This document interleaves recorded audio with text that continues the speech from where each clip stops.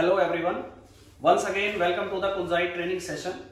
और आज मैं लीन मैन्युफैक्चरिंग टॉपिक के सीरीज में आगे बढ़ते हुए आज मैं बात करूंगा लीन मैन्युफैक्चरिंग टूल्स, मतलब ऐसे टूल्स एंड टेक्निक जिनसे किसी भी मैन्युफैक्चरिंग प्रोसेस में हम मॉडिफिकेशन कर सकते हैं और उस प्रोसेस को हम इफेक्टिव बना सकते हैं। सो फ्रेंड्स, आज हम बात करेंगे first important tool is Kanban system. Kanban system एक ऐसा सिस्टम है जिसमें पूरी प्रोसेस को छोटे छोटे स्टेप्स में डिवाइड करते हैं और हर एक स्टेप का जो लीड टाइम, साइकिल टाइम, उसको हम रिड्यूस करते हैं। उसमें जो एबनॉर्मेलिटीज हैं, जो वेस्ट होता है, जो टाइम वेस्ट होता है या अननेसेसरी कहीं पे कोई भी रुकावट होती है, उसको हम रेक्टिफाई करते हैं और प्रोसेस को उस हिसाब से हम मॉनिटर करते हैं।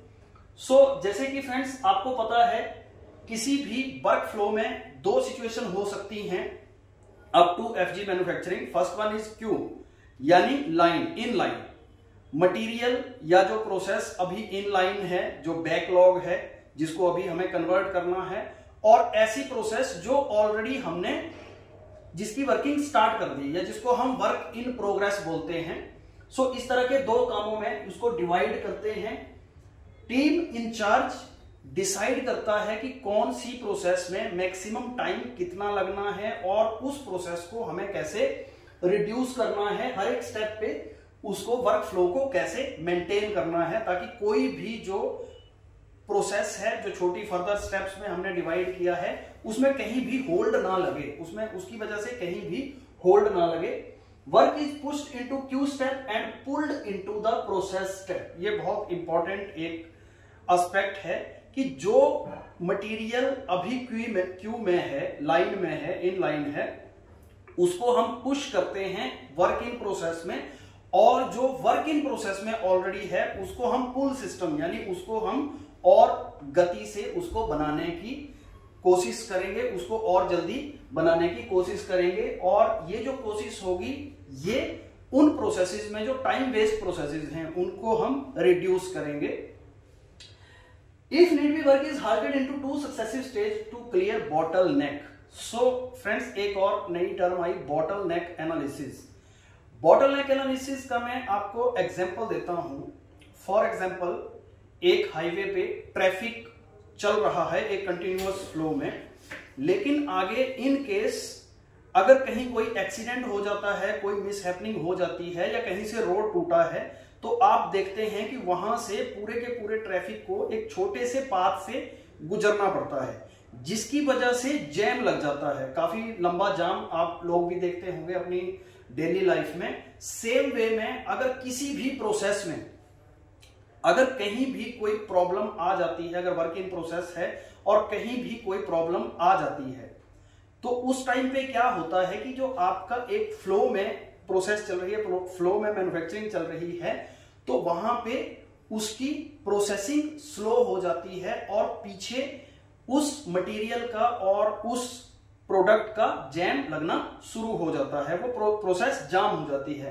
तो ऐसी जो एरिया है जहां पे बॉटल नेक आ सकती है, इट इज लाइक बॉटल नेक, तो उसकी एनालिसिस, उन एरियाज की एनालिसिस करके उनको भी हम रेक्टिफाई करते हैं। This is bottle neck analysis.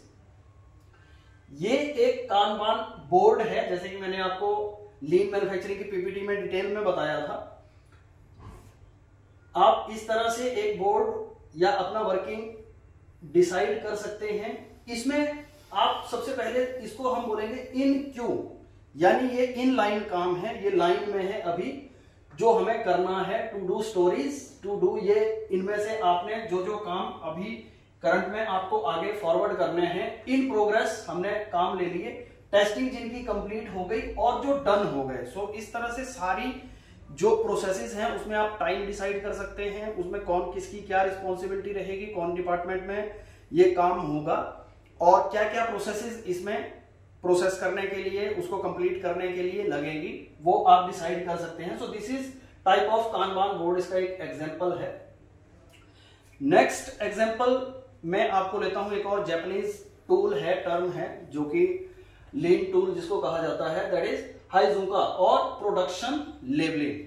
सो आइए इसके बारे में जानते हैं। Levelling the type of quantity of production over a fixed period of time, this enable production to efficiently meet customer demand while avoiding batching and results in minimum inventory, capital loss, man power and production lead time through the whole value stream. Means production को level करना। Suppose मैं आपको एक example बताता हूं कि अगर आपकी डिमांड फ्लक्चुएट करती है एक स्पेसिफिक पैटर्न में, मींस मंथली प्रोडक्शन एक मटेरियल की XYZ, उसी प्रोडक्ट को आपको नेक्स्ट मंथ में कोई और किसी और क्वांटिटी में देना है, तो आप एक ओवरऑल सिनारियो बनाएंगे कि मुझे पीरियोडिक वे में मटेरियल वीकली या मंथली में कैसे सप्लाई कर रहा हूं, और आप अपनी प्रोडक्शन को उस पैटर्न के हिसाब से डिसाइड करेंगे कि मटेरियल की जो फ्लक्चुएशन है वो डिमांड में फ्लक्चुएशन हो सकती है, लेकिन आपकी जो मैन्युफैक्चरिंग प्रोसेस है, जो उसकी कंटिन्यूटी है, वो बरकरार रहनी चाहिए। So it is called production levelling. इसका मैं एक एग्जांपल लेता हूं। फॉर एग्जांपल, किसी सप्लायर को ये वीकली ऑर्डर मीट करना है। फॉर एग्जांपल, मंडे को उसको 200 यूनिट सप्लाई करनी है, ट्यूसडे को 50, वेडनेसडे को 150, थर्सडे को 100, Friday 50 and Saturday 50। So it means overall उसको वीकली 600 प्रोडक्ट सप्लाई करने हैं, ठीक है। लेकिन उसको लेवल कैसे करेंगे? Daily production. देखिए, अगर मैं डेली की प्रोडक्शन 100 की कर लूं, यानी मुझे अपने हिसाब से, ऑर्डर के हिसाब से 6 दिन में उस प्रोडक्ट को लेवल करना है। मैं 600 टोटल वीकली ऑर्डर, और आपके पास 6 दिन है, तो आप क्या करेंगे? 6 दिन के अकॉर्डिंग उस प्रोडक्ट की मैन्युफैक्चरिंग को डिवाइड कर लेंगे और हर दिन की प्रोडक्शन आप मैन्युफैक्चर करेंगे। सो इसमें अगर आप देखें कि ये मंडे को 200 यूनिट सप्लाई करनी थी और उन्होंने प्रोडक्शन करी 100, इट मींस जो कंपनसेट 100 करना है can be top up with the Friday and Saturday inventory. Saturday को भी उन्होंने 100 बनाया था और फ्राइडे को भी उन्होंने 100 बनाया था। 50 प्लस यानी एडवांस में इन्वेंट्री थी, तो इसको टॉप अप करेंगे हम मंडे के लिए, ठीक है। सो ओवरऑल अगर मैं प्रोडक्शन देखूं वीकली, तो वो भी 600 हो रही है और जो डिमांड है वो भी 600 है। यहां पे हमने अपनी प्रोडक्शन को क्या किया? अपनी प्रोडक्शन को लेवल कर लिया, ठीक है। डिमांड के हिसाब से अपनी प्रोडक्शन को लेवलिंग करना, it is called heijunka, whatever the demand is. कुछ एग्जांपल हेजुंका बॉक्स एग्जांपल यहां पे लिए हैं, जैसे प्रोडक्ट ए हर वीक में इस तरह से जो डिमांड है उस हिसाब से उसको डिसाइड किया है। प्रोडक्ट बी आपको किस किस दिन कितना मैन्युफैक्चर करना है। प्रोडक्ट सी किस दिन आपको, जैसे वीकली ये 3 बार ही मैन्युफैक्चर करना है। इस तरह से कैटेगराइजेशन अपनी प्रोसेस को स्मूथ करने के लिए, ताकि आपकी मैन पावर का भी लॉस ना हो, आपका टाइम लॉस ना हो, और कस्टमर की जो डिमांड है वो ऑन टाइम आप फुलफिल कर सकते। नेक्स्ट लास्ट वन इज जिडोका, जो लीन मैन्युफैक्चरिंग टूल्स में आज का जो लास्ट टूल मैं डिस्कस कर रहा हूं, दैट इज जिडोका। ये भी एक जापानीज टर्म है। It is known as autonomation. हर चीज को ऑटोमाइज करना है। It is a simple way of protecting your company from delivering product of low quality defect to your customer. Means simply आपको क्या करना है कि कोई भी डिफेक्ट कस्टमर को सप्लाई ना हो जाए या कोई भी डिफेक्टिव प्रोडक्ट ना बने।